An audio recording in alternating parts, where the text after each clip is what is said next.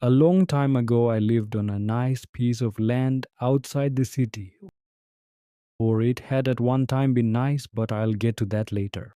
When I was young, I never thought I would be the type of man to live like that. Out in the sticks, fixing things with my hands, working my body until I was aching and sore, and I certainly never thought I would love a life like that, but I was, and I did. I had a beautiful wife too, Odette. She was the type that made you realize that for the rest of forever, everything would be okay as long as she was there. We bought that nice house on that nice piece of land together. As soon as we saw the listing for the little wooden home, we knew it would be where we were living. We shared the look. Walking in through the front door for the first time felt like walking into a warm hug. But I know now that feeling was a ruse, a distraction to get us to drop our guard and settle in.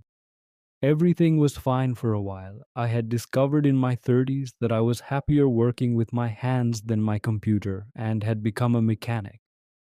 With the extra room we got on the acreage, I was able to bring my work to me, set up a shop, and live a slower, calmer life. Odie was also able to follow her dreams. She became a safe haven for animals who needed a little more love and attention than shelters could give. She loved it. I loved her. She loved me. And we both loved the animals running around and keeping the house feel alive. Sometimes life felt so perfect in those earlier days. I wondered if we hadn't somehow died and it was heaven. Now that I know what to look for, I can see the smaller thing. Water damage appearing, but plumbers could never find a leak. The wood creaked like it was trying to get away from itself. A low pitched whistling that seemed to come from everywhere, constantly getting cold. Aches or migraines, but the big thing didn't happen until that winter. The first big snowstorm we had, the heat and power failed. We had to gather all the animals in the living room and sleep together in front of the fire. I stayed up later than Odie to keep the fire going and to savor the quiet of night with just the crackle of the burning wood to keep me company. And something else. Some other sound was coming from behind me. Even now, I feel like I am there and I can feel it. Like it is right there on my neck, right behind me. I stood quickly and moved away from the fire, roughly rubbing the feeling off my neck. My eyes rapidly moving around the dark shapes, trying to see, trying to make sure I was alone. The sound was further away. I thought it sounded coarse and grainy, maybe like TV static. It reminded me of a nightmare I used to have, one where I wandered around a dark forest and trees would tower over me and they would growl. The hair on my arm stood straight and my teeth clattered despite the heavy jacket I had on. The dogs. A wave of relief washed over me. One of the dogs must have gotten shut in a room alone. Fuck. Then I had to go get them. I thought about waking Odie and making her come with me, not because I was scared or anything, in case I got hurt, or okay, I was scared, which meant she would be scared, and the last thing I needed was her thinking the house was haunted, and in my defense, the house wasn't haunted. Hauntings are people. Hauntings are a deep sadness. Hauntings can be exorcised. Maybe I don't know how it works. No, this was something else. Something we don't have a word for yet. I've done my research since, and the house didn't sit on land that was of any type of importance. There were no murders, suicides, wars fought, or anything else that may reasonably lead one to believe their home is haunted. I walked through the main floor first, but I was sure the sound was either above or below me, so I quickly cleared it and made my way upstairs, hoping I would find the source of the noise and not need to venture into the basement alone and in the dark. It was nearly pitch black upstairs. My phone flashlight guided my way down the hall. The scratching had stopped when I reached the top, so I just started checking rooms. Hours. Empty, no noise. My office. Nothing, no noise. The bathroom. The window was left open and it's fucking freezing. I slammed it shut, cursing Odie under my breath. What the fuck was she thinking? She was supposed to make sure the upstairs was locked up while I moved mattresses downstairs, and now our fucking pipes could be frozen. God damn, I slammed the bathroom door shut, realizing too late that I probably just woke up the house. I took a deep breath, tried to put my frustration aside, and came down the stairs, already starting on my apologies. I know I'm sorry, okay? It was just me. Everything's fine. The house was quiet, no dogs barking, no sleepy and pissed off Odie, no noise, no one.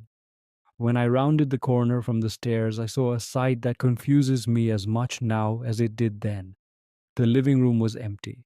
They were all gone. How could that be? I was upstairs, what? 2 minutes? Maybe three. How could she get all the dogs out by herself? And silently within 2 minutes, right after being dead asleep, it wasn't possible. I ran around the house, frantically shouting her name, through the kitchen. Odie? Through the dining room. Odie? Through the backyard and around the front, and back to the back, and back to the front once more. Odie, Odie, where are you? What the fuck is happening right now? Why?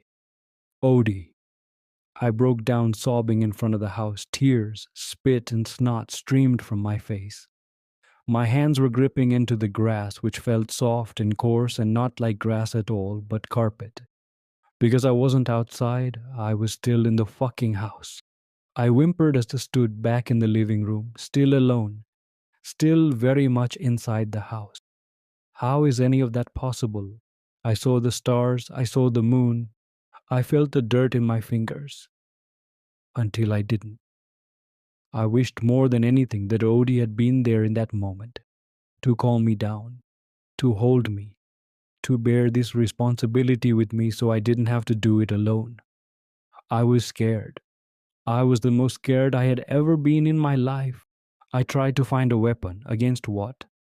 I don't know, but I felt I needed a weapon. Knives in the kitchen, baseball bat in the bedroom, axe in the backyard. The knives were sharp, but they meant close contact, and I wanted distance. The axe was in the backyard, and frankly, the thought of trying to go back out there made me want to vomit, so I got the bat. I got the bat and I got ready to check the one place I hadn't yet, the basement. It called to me. It called to me. It said my name. It said it was waiting. The door felt hot. Before I even touched it, I knew it would be hot. It took the most courage it has ever taken me, ever, to open the door and walk down those stairs. I wish I hadn't. I wish I had waited until morning. I wish I had stayed frozen until light came back through the windows and I could try better to get help. But you see, I still didn't understand. I didn't understand what the house was, and I didn't understand what was waiting for me in the basement. They looked like monsters, grotesque. Skin dripping off them. I couldn't really get a good look. There were so many of them, and they moved around me so fast I was spinning. They taunted me, jumped out at me, grabbed at me. They ripped at my clothes. They told me they ate Odie, devoured her, that she cried for me. My heart broke and I screamed so loud. I screamed as loud as I could scream. And then I started swinging. I shut my eyes and I swung my bat around frantically without knowing what I was hitting, or if I was even hitting anything at all. And I didn't stop until the sound of sirens started breaking through the static. I thought I was saved, and I actually laughed with relief. Thank God, I thought. I walked out of the house into the blue and red lights to the front yard and threw down the bat as my knees sunk into the grass. That was actually grass, and I thanked God again. I wish I hadn't. Put your hands up. Lay on the ground with your hands up. Came through a speaker. No, it's okay. I'm okay, I shouted, but as I raised my hands, in the glow of blue and red, I could see blood. I looked down at the baseball bat and I saw an axe. I had grabbed the axe. Before I could think or say anything else, they were on top of me, and I'm sure I don't need to tell you the rest. You just bought my house.